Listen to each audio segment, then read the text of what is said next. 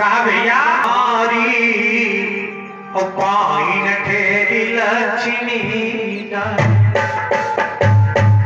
बाहर निकल के आया, धर्मराज ने दुर्योधन को देखा, इकलौता रह गया है। भाई का प्रेम उमड़ा, दौड़ करके धर्मराज गए, हृदय से लगा लिया दुर्योधन को, भैया अब तुम इकलौते रह गए, हम 6 भैया मिलकर के राज्य करेंगे, तुम पूरे हस्तिनापुर का राज्य ले लेना। भैया मुझे कुछ नहीं चाहिए।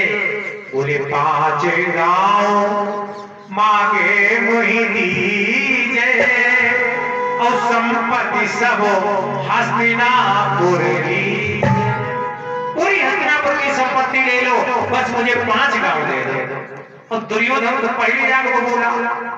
दुर्योधन ने कहा धर्मराज, बोले सूजी अग्र भाग नहीं दे। सुई की नोक देखी है, सूजी अग्र, सुई के आगे की नोक जो होती है वो जमीन में लगा दो, उतनी भूमि पे भी मैं तुझे दान में नहीं दूंगा जब तक मेरे शरीर में प्राण है। अब तो सब कुछ खो दिया, इकलौता मैं बचा हूं। धर्मराज ने कहा दुर्योधन मान जाओ। दुर्योधन ने कहा नहीं, अब तो युद्ध करो, मैं इस हस्तिनापुर का राजकुमार हूं और आप इंद्रप्रस्थ के महाराज हैं, इसलिए लड़ाई राजा और राजा में होगी। अब भगवान ने सोचा धर्मराज यदि दुर्योधन से लड़ेंगे तो निश्चय से हार जाएंगे, क्योंकि गदा में इसे शिक्षा बलदाऊ की प्राप्त हुई है, बलराम भैया ने सिखाया है, ये निश्चित हार जाएगा। तो भगवान ने धर्मराज के कान में कहा तुम कह दो हमारे राजा भीम है। धर्मराज ने कहा प्रभु हम जीवन में कभी झूठ नहीं बोले और झूठ हम बोल नहीं सकते। समस्या खड़ी हो गई, भगवान ने कहा चलो तुम्हें धर्मराज से कहा जाओ भीम को तिलक करो। भीम को तिलक कर दिया, बोले अब तो बोल सकते हो। धर्मराज ने कहा दुर्योधन हमने तो सबसे बड़े हमारे मझले भैया भीम हैं, ये बलवान भी बहुत हैं और इनके आगे कोई योद्धा टिकता नहीं, इसलिए मैंने इन्हीं को राजा बना दिया। दुर्योधन बड़ा चालाक, दुर्योधन ने कहा राजा बना दिया, राजा में सभी देवता विद्यमान होते हैं, तो आप जो है अपने राजा भीम को सर झुका करके प्रणाम करेंगे तभी मैं मानूंगा कि राजा भीम है। अब धर्मराज ने भगवान की तरफ देखा, बोले आपने तो संकट ही खड़ा कर दिया। अगर धर्मराज का मस्तक धर्मचरण में झुकेगा तो महाराज उसी समय धर्मराज का माथा फट जाएगा, मृत्यु हो जाएगी। भगवान बोले जब तक हम हैं राखन हारो भयो भुजारी, तो का बिगड़े भुजा दिल के बिगाड़े। जब 4 भुजाओं वाला रक्षक तुम्हारा कृष्ण है तब क्यों चिंता कर रहे हो। भगवान ने कहा हमारी मुरली भीम के बगल में दबी होगी, अब तुम मेरी मुरलिया को प्रणाम कर लेना, मेरी बंसी को प्रणाम कर लेना। भगवान ने भीम के बगल में मुरली दबा दी और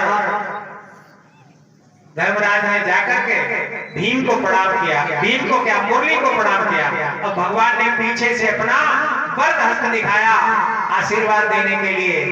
तो यह है प्रभु की माया, यहाँ पर युद्ध हुआ। तब माना दुर्योधन ने वास्तव में राजा भीम है। अब भीम और दुर्योधन का युद्ध हुआ, दोनों गदा लिए कर ठाड़े, पूरे क्रोध अनल और अंतर बाढ़े। जैसे भीम गदा मारते हैं तो उसके चिनगारी शरीर से निकल जाती है, वज्र शरीर हो गया। और भगवान ने भीम को इशारा किया मझले भैया ताल ठोक के जंगा पर वार करो।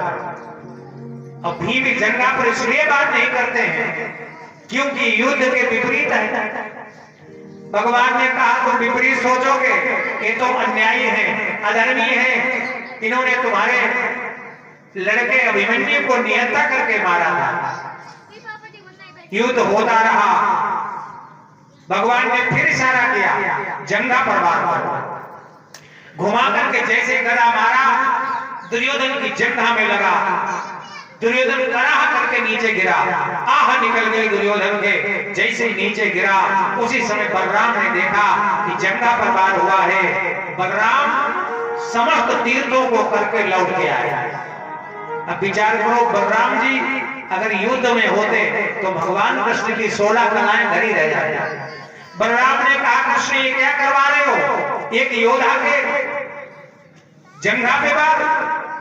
भगवान तुरंत ले गए अपने बड़े भैया को एकांत में। अरे बड़े भैया, बड़े दिन बाद आया, 18 दिन बाद लौटे हैं बलराम। ये गए हैं तीर्थ करने। अब तीर्थ कोई अपनी मर्जी से नहीं गए, अब देखो भगवान की माया। जिस समय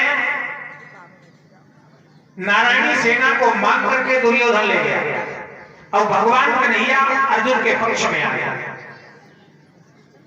तब बलराम ने कहा, हमारा शिष्य है दुर्योधन, मैं दुर्योधन के पक्ष में लड़ने जाऊंगा। और हर मूसर उठाया चल दी। भगवान ने बहुत मना किया, नहीं माना। अब भगवान ने ध्यान दिया, योग माया मेरे भैया को रोको। भगवान की माया बड़ी प्रबल है, जिसने भगवान शंकर को भी नहीं छोड़ा। तीनों लोकों में शंकर जी को घुमाया। तो भगवान ने योग माया आई। भगवान ने कहा, जाओ मेरे बड़े भैया बड़े क्रोध में जा रहे हैं, दुनिया के पक्ष में लड़ रहे हैं।